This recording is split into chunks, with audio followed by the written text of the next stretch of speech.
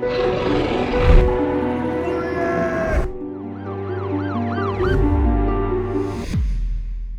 long history of the Prairie State in America's Midwest has produced many eerie presences.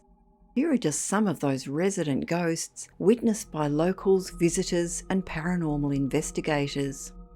McPike Mansion, Alton. This stately mansion was established in 1869 by Henry Guest McPike, a horticulturalist who perfected his own strain of grape there. Paranormal investigators have identified its main ghostly presences as those of former owner Paul Lakener and his domestic help Sarah Wells. However, it is also thought to still house many other spirits who once lived there. Many psychics and mediums have sensed the presence of whom they believe to be members of the McPike family, servants, and several other residents and owners of the house since 1936.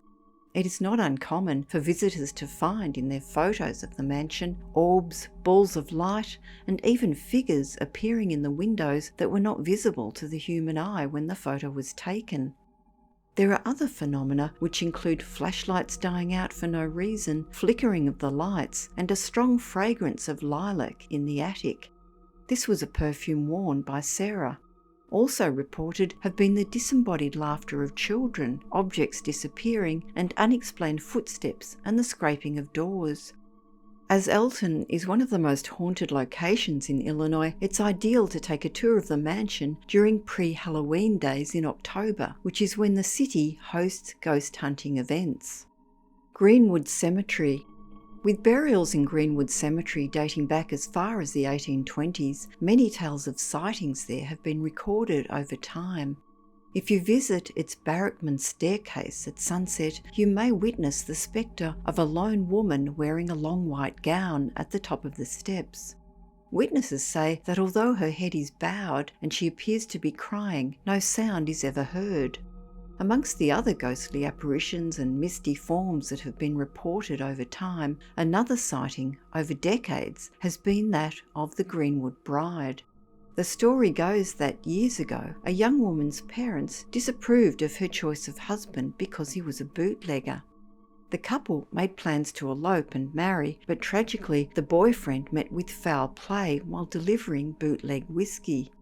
His body was thrown into the Sangamon River and delivered to the woman the next day by fishermen. It's said that she put on her wedding gown and walked down to the river, where she herself was later found floating face down.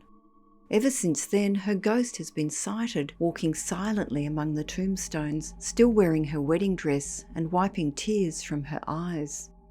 There also seem to be many displaced souls in restless movement around Greenwood.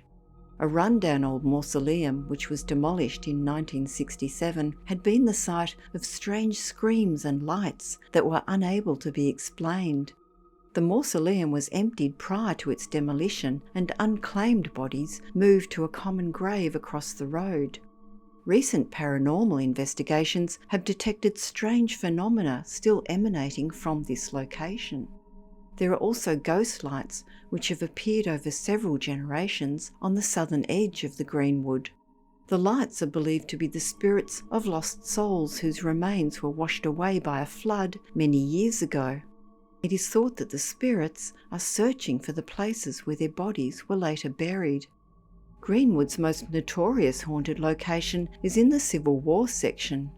During the war, prison trains carrying Confederate soldiers to camps frequently passed by the cemetery. One of the trains contained many soldiers who had passed from yellow fever on the journey. Their bodies were placed in a wagon and buried in an unmarked grave on the side of a hill near the now War Memorial section.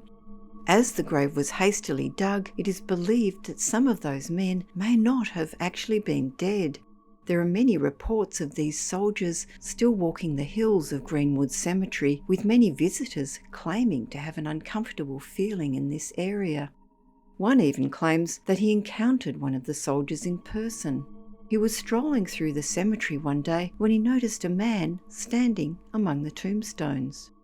He gave a small wave and the man came closer, which was when he observed that the fellow seemed to be wearing a tattered uniform of some kind and was looking very confused. The man in the uniform asked him, "Where am I, and can you help me?"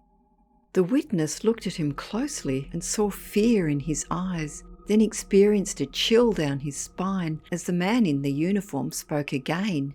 He quietly said, "I just want to go home," and then vanished. Woodstock Opera House, Woodstock. The spirit rumoured to haunt this majestic old theatre is a ghost who has been named Elvira by local thespians familiar with her story.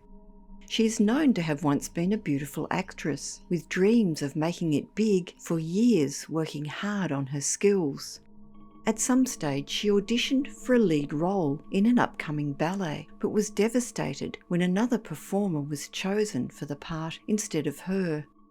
Elvira is then said to have taken her own life by jumping from the highest tower of the building onto the street below. Her sorrowful ghost seems to have stayed around the place she loved, and today many report seeing a woman with long yellow hair who disappears. It is believed that her favourite seat in the theatre is DD 113 in the balcony, which is always kept empty for her. Many have seen the spring-loaded seat folded down during a performance or heard sounds like longing sighs coming from it. Some have also spotted Elvira roaming in the hallways and looking out the windows of the upper stall. Other strange phenomena have also occurred, including props falling or completely disappearing from the stage. Haunted roads. Many of Illinois' roads seem to be the scene of bizarre haunting phenomena. 7th Avenue Dead End in Sterling is reputed to be the site where many have witnessed a weeping woman searching for her children who have gone missing. In the same area, there are reported to be 2 other female ghosts, both looking for a lost child who either drowned in the river or was hit by a train on the railroad tracks nearby. Dug Hill Road is a place where an officer called Marshall Welch was ambushed and brutally dispatched by Union Army deserters in 1865. Welch had arrested them a few days previously, but released them soon after the peace treaty was signed. However, he still copped their vengeful and cold-blooded attack, where now the sound of gunshots and pounding horse hooves can be heard on the same spot where the marshal perished. Another strange but fleeting phenomenon occurred on Kennedy Hill Road in Byron. Between mid-December and early January in 1980 to 81, dozens of witnesses reported observing a thin, tall, blonde woman in various stages of dress walking alone down Kennedy Hill Road outside of Byron. Local police investigated the reports multiple times but found nothing, and by January 20, 1981, the frequency of sightings had reached fever pitch. Motorists were parking their cars in the icy temperatures along the narrow country road to catch a glimpse of the spectre, who became known as the Phantom Lady of Kennedy Hill Road. One woman who drove past the semi-naked figure, noting the long, unkempt hair, then felt guilty and turned back, but drove up and down several times to find nothing. Strangely, after the winter of 1981, the apparition stopped appearing and was never seen again.